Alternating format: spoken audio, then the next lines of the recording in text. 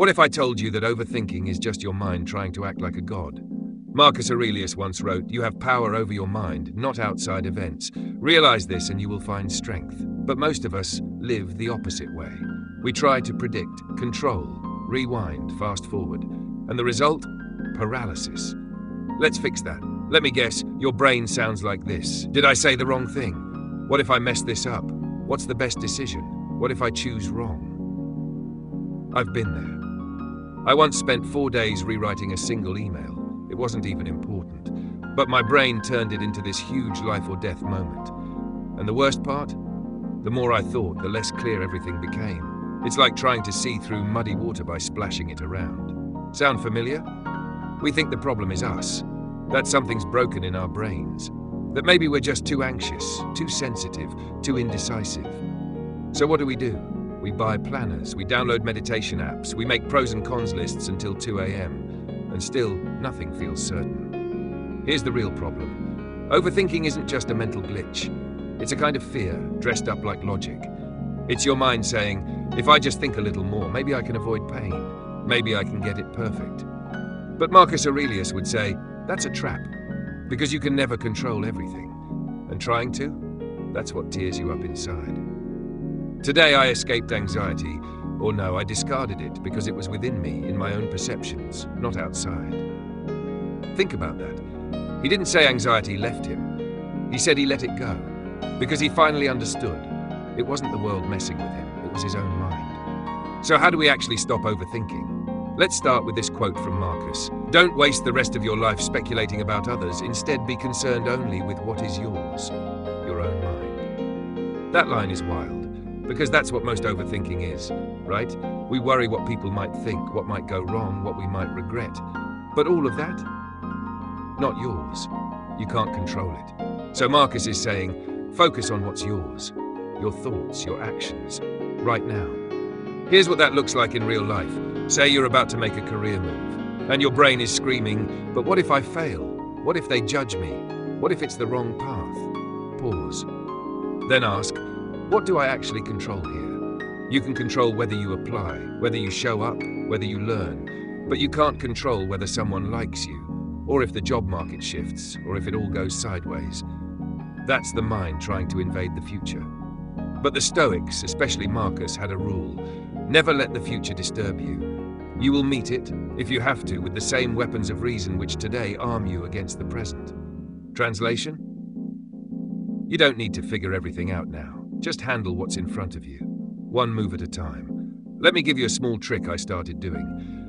When I catch myself spiraling into what-if mode, I ask, is this a thought or is this a decision? Because if it's just a thought, cool, let it go. But if it's a decision, make it, move on. That little question has saved me from hours of brain loops. Overthinking is a refusal to live in the present. It's mental time travel. And Marcus would say, it's unnecessary. If you are distressed by anything external, the pain is not due to the thing itself, but to your estimate of it. And this you have the power to revoke at any moment. Think about how freeing that is. It's not the decision, not the uncertainty. It's how we interpret it.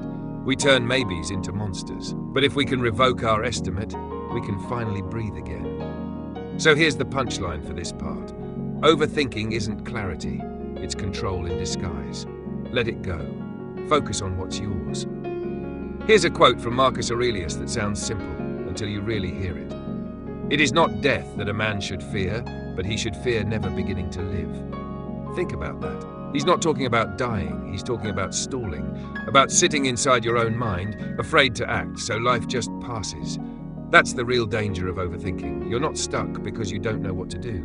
You're stuck because you're afraid to start. And the fear hides behind questions like, what if I fail? What if it's not the best option? What if it's not ready yet? But guess what? Nothing's ever ready. Here's a real example. A friend of mine had this amazing idea for a podcast.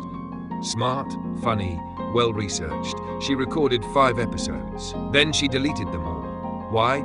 She said they didn't feel professional enough. She was scared of sounding cringe. Now it's 2 years later. No podcast, just a folder full of drafts she never shared.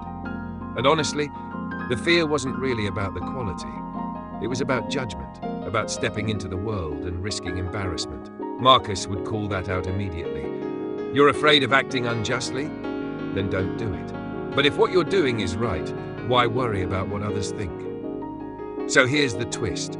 We say we're overthinking because we want to get it right, but more often we're overthinking because we don't want to get rejected. That's not clarity. That's fear pretending to be wisdom. Let me ask you something. How many hours have you lost thinking instead of living? And what could you have built by now if you weren't waiting to feel certain? Here's the uncomfortable truth. You won't ever feel ready. Marcus didn't wait for perfect timing. He had wars, plagues, betrayals. He ruled an empire while journaling thoughts like these to himself. He was scared, but he acted. And that's the line. Don't fear death. Fear never beginning to live. So if you're waiting for your brain to give you a green light, it won't. You don't need permission to start. Now here's where it gets even deeper. Marcus writes, if you are pained by any external thing, it is not this thing that disturbs you, but your judgment about it. And it is in your power to wipe out that judgment now. That quote is everything, because most of our overthinking isn't about the thing itself. It's about what we think it means. Let me break it down. Say someone doesn't text you back. Your brain spirals. Did I say something wrong? Are they mad? Did I mess this up? That's not a fact. It's a judgment. The only fact is, no reply yet. Everything else? That's you building a story. Same with applying for a job and not hearing back, or getting one weird look in a meeting. We turn tiny events into huge stories. Then we live inside those stories, scared and frozen. And here's the hard truth. You're not reacting to reality. You're reacting to your own thoughts. You might be wondering, okay, but how do I actually change those thoughts? Here's the trick. Don't try to control the thought. Just question its truth. Ask, is this real or just my reaction? Is this helpful or just familiar? Marcus isn't saying never feel bad.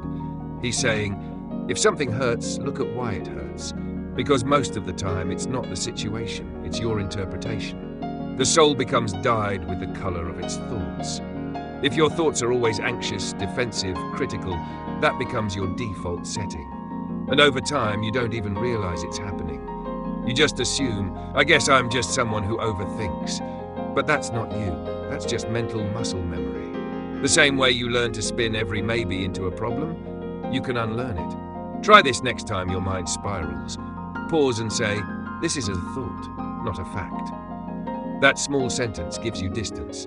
It snaps you out of the loop, and that's the beginning of freedom. Overthinking isn't caused by the world, it's caused by the meaning you assign to the world. And meaning, that's something you control. Let's be real for a second. Overthinking doesn't just waste time, it wastes life. The job you didn't apply for, the person you never told how you felt, the creative idea you buried in drafts, the trip you kept postponing, the version of yourself you keep waiting to become. I know someone who spent years thinking about starting a business. Smart guy, had the skills, had the plan, but every week a new reason. The timing's off. The market's not right. What if I fail? 5 years went by. Then his father died suddenly, and that's when it hit him. He'd been living in preparation mode for a life he never started. Here's the quote that punched him in the gut. Maybe it will hit you too. Do not act as if you were going to live 10,000 years. Death hangs over you. While you live, while it is in your power, be good. Marcus Aurelius isn't being dramatic, he's being honest. You don't have forever. And if you keep waiting for perfect clarity, you'll wait your whole life. So ask yourself, is the life you're living the one you'd choose if you knew your time was almost up? That's not meant to scare you, it's meant to wake you up. Here's what we've learned from Marcus Aurelius. 1. Overthinking is not clarity. It's fear trying to look smart. Trying to control what you can't control will drain you. You have power over your mind, not outside events. 2. You're not reacting to life. You're reacting to your judgments. The spiral isn't from what happened, it's from the story you told yourself. It is in your power to wipe out that judgment now. 3. The cost of overthinking is time, and time is your life. While you live, while it is in your power, be good.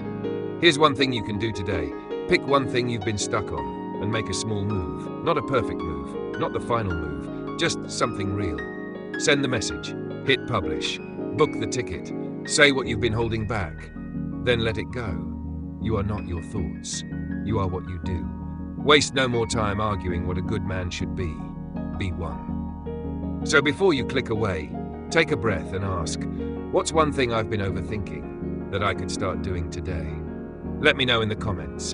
And if you want to keep learning how ancient wisdom can make modern life clearer, calmer, and stronger, subscribe and hit the bell for more content like this. Let me know if you'd like this saved, formatted, or turned into a video script file.